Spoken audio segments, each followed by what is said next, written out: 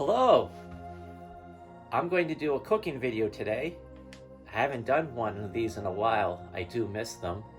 They're a lot of fun to make, and I do get a lot of comments. Thank you for commenting and your feedback. Always appreciated. So, being November-ish, it is November, I feel like the slow cooking is coming into season. So I'm going to use my Instapot, the slow cooker mode, to try out making these Impossible meatballs. This Impossible brand is really good. We've had a lot of luck with their hamburger patties, their Impossible patties, their Impossible chicken nuggets are really good, and their Impossible ground beef, fake ground beef. All awesome products, really cook like the real thing. So I have really good hopes that this will come out good. I'm going to cook them like I would normal meatballs, the same same technique I've used before. So I'm not even reading instructions. I'm just gonna treat them like real meatballs and see how it goes. So come and join me, and hope you enjoy this as much as I do. So when I use my cutting board, I like to put it on top of a towel. It kind of puts the brakes on things, so it doesn't move. That's like solid. I also like to take off any of my cool jewelry. Well, yeah, that's a blue jay. Hi, blue jay. Fan base here is pretty obnoxious. So, and it's really embarrassing if you did not hear the blue jay squawking. So yeah, no jewelry. I don't like to feel that thing's gonna get caught in the knife. All right, so we got some wonderful red onions. Let's chop those up. I might give the knife a quick sharpen. So we have, whoops, sorry, bump camera. So there's 1 and 2, so I usually do number 1 first. It fits in the groove, and carefully. And then now for the second step, which I think is more of a fine. And I like to rinse the knife off before I cut it after sharpening it, just in case there's any metal filings or whatever. I might need a new knife. I don't know if you can see, but the very tip is kind of, someone used it illegally in my house to pry something. I'll have to investigate that later. Okay, yeah, so I rinsed the knife off and dried it. You probably see me cut onions a lot on this channel, so I'm not gonna go into too much details, but I like this technique of gripping things, almost like I'm a bear, and I'm just using my paws to just position the onion. Not like that, because there's too much surface to chop. Cut my hands off, but like that, there's less surface to have an accident. So, all right, let me just get chopping here. This is probably a wasteful way of chopping an onion.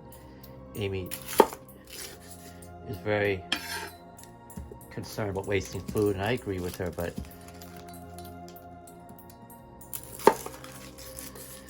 sometimes I just like speed over accuracy, especially cutting onions. I mean, onions are so awesome. We love them. But between all the stuff that hurts your eyes, I just want to get it done. Oh, bump camera.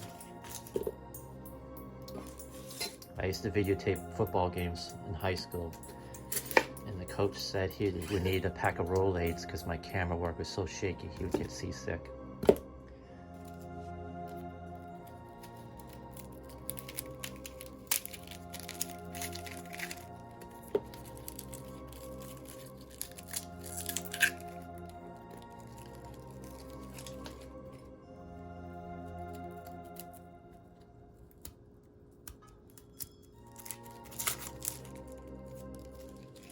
I like to call this onion paper.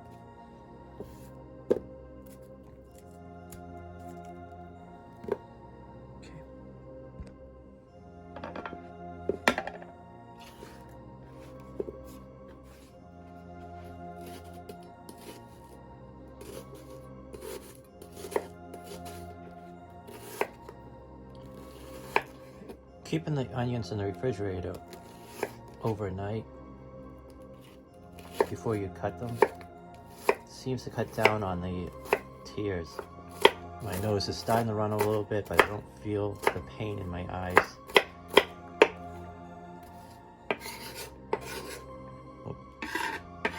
And when I did cut these, I tried to avoid cutting the cores here, and that helps to cut down on the bad reactions. Because that's where all the stingy stuff is in the core.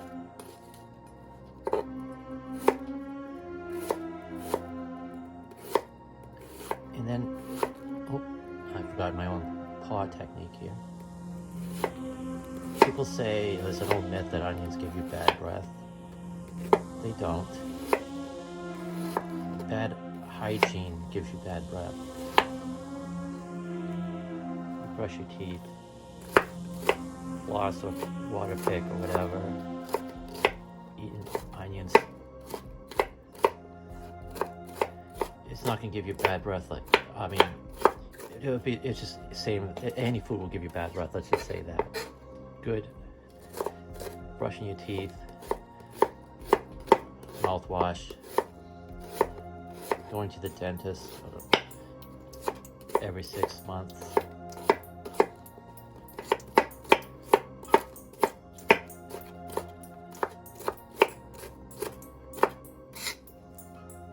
Enjoying slicing this and talking to you all.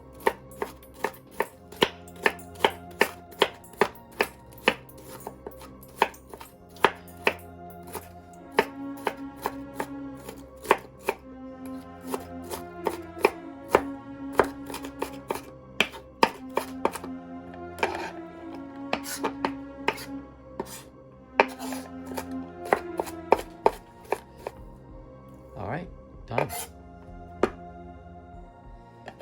And I don't know what this is called, but I'm gonna call it a scraper. We'll use this to crush the garlic cloves, but also it's great for saving wear and tear in your chef knife by using it to scoop up chopped vegetables. And that was so sloppy. I just got 20% of the onions on the floor and on the table. I'm gonna blame the pressure of the media. And let's crush some garlic.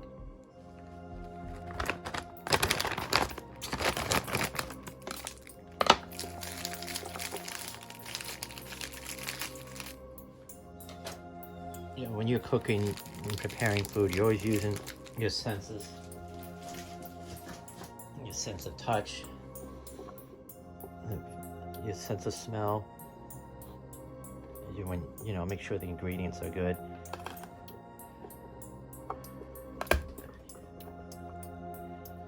I mean, you could ruin the whole vibe of the meal with one bad ingredient.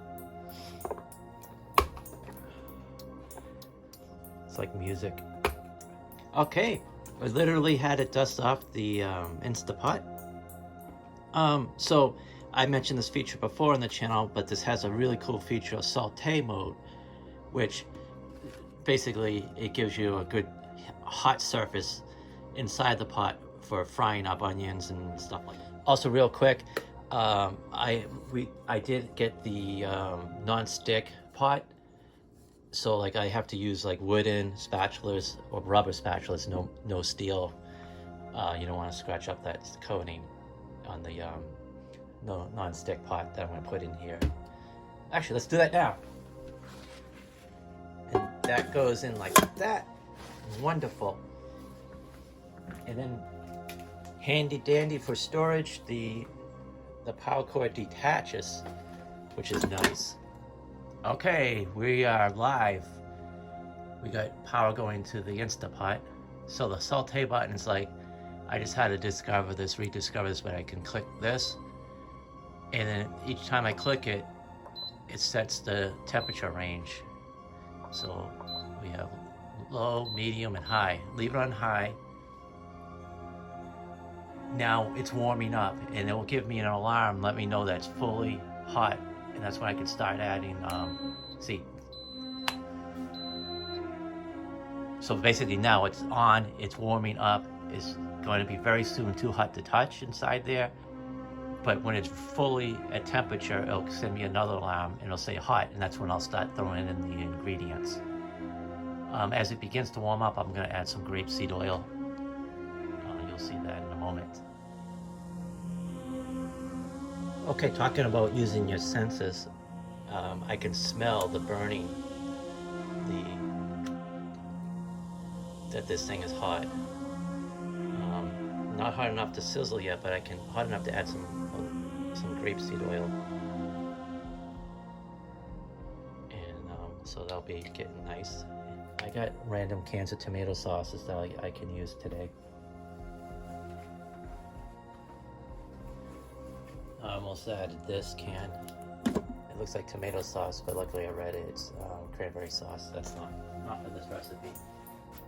Okay, the display on the Insta pot says it's hot. So we're good to start sizzling, my favorite part of cooking.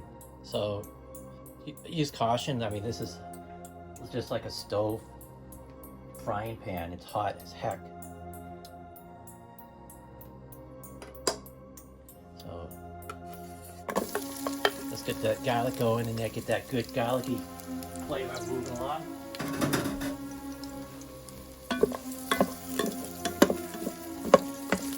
Let it spread to the oil here. And the oil will communicate that garlic throughout the other ingredients, hopefully. I wish you all could, well, if you're doing this with me, you could just smell how awesome this is right here. I want to meditate on this aroma.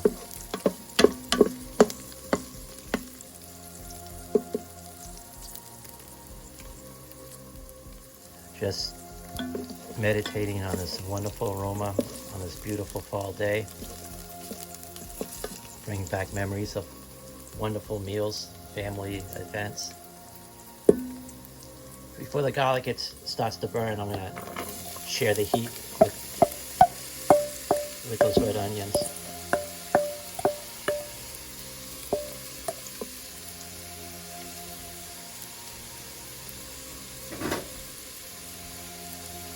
I recommend using less onions than I do.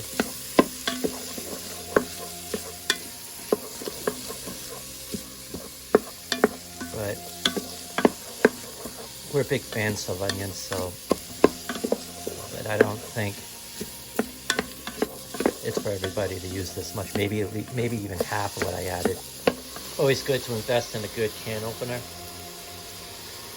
This does it quickly, and then it has a special feature where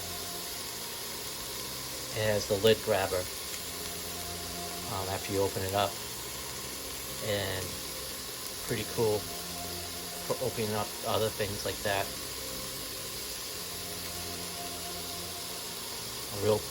A real pain saver. Saves a lot of pain. Saves you from a lot of pain.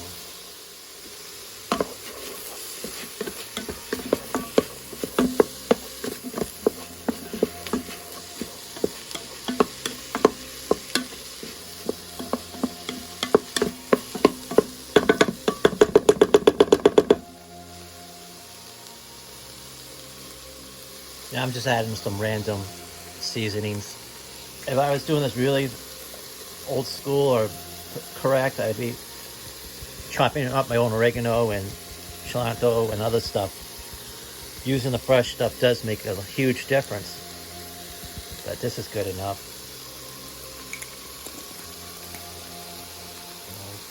Ground pepper.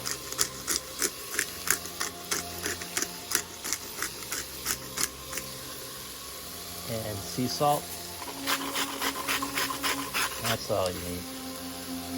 Another quick stir and get that all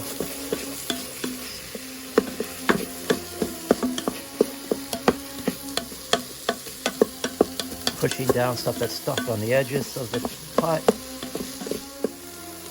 Add my donated from friends, the random tomato sauces, different brands. Doesn't matter.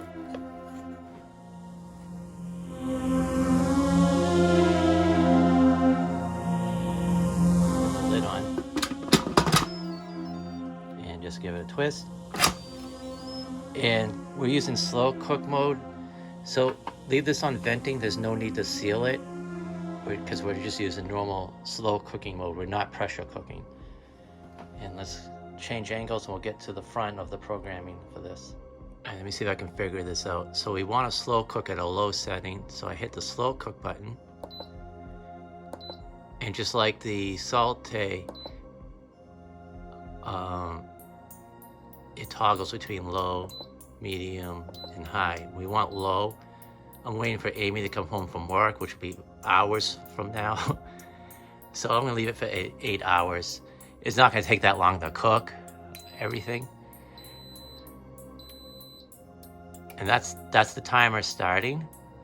And you notice I haven't added the frozen fake meatballs in yet. I just want to give the stew here some time to be warm. So putting in frozen things won't make it cold. You know what I mean? So I want it already hot. So we're gonna come back in a little bit and add the meatballs, and that's it. We'll add the meatballs a little later and then let this thing cook, and we'll show the results when it's done cooking. But simple as that. Happy slow cooking season.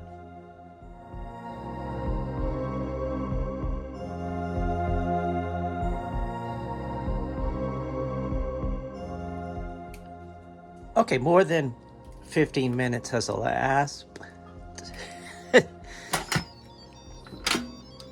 So this should be warm enough to add the frozen fake meatballs.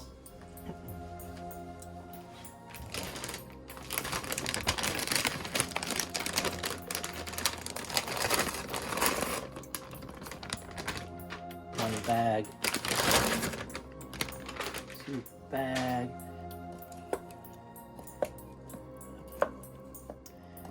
Wow, yeah, these are convincing already. Wow, it's gonna be so good.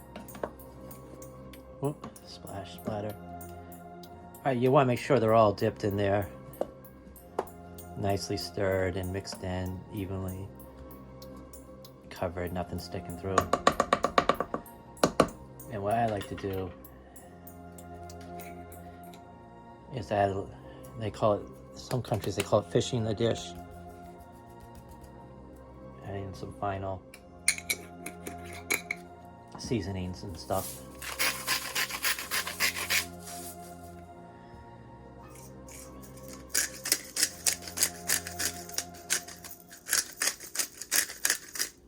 And then one final quick stir.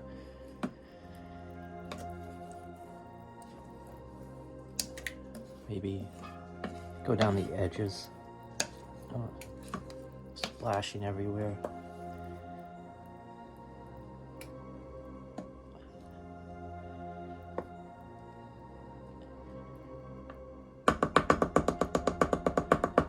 And then we'll set this time capsule. And we'll visit it some hours into the future.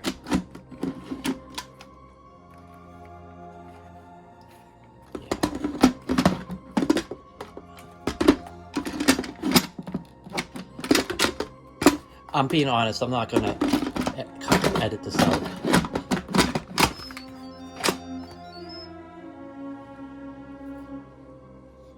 Well, there you have it.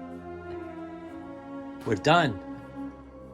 Now we can go our daily adventures, errands, chores, reading, whatever you want, while this fills the kitchen with wonderful aromas as it cooks slowly. Be back soon.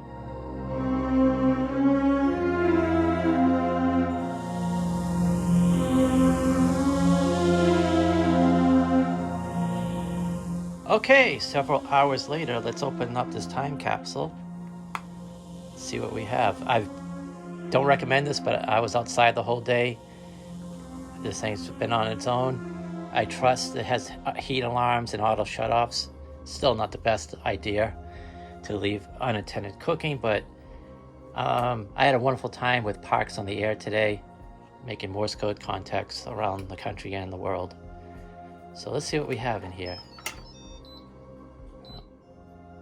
Open up slowly.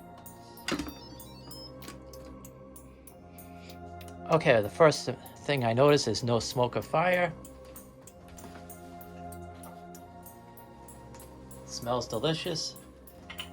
You can see the craters from maybe when it was bubbling over.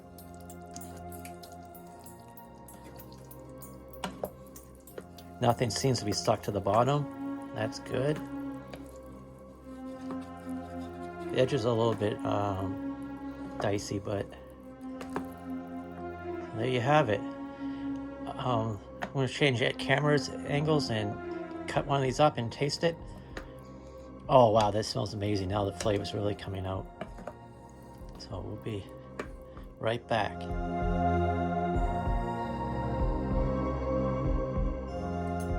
Okay.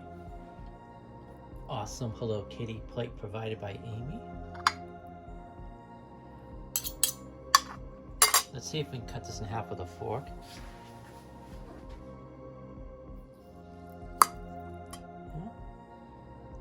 You can see the, it just looks like, it feels and looks like a real meatball.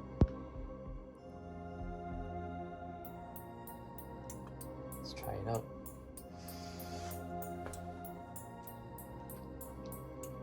Mmm.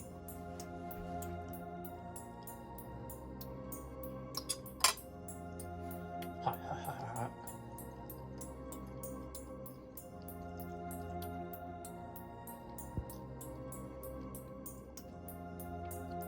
Delicious. Okay, yeah, really delicious. I can tell that this is not real meat, but the flavor is amazing. I love them.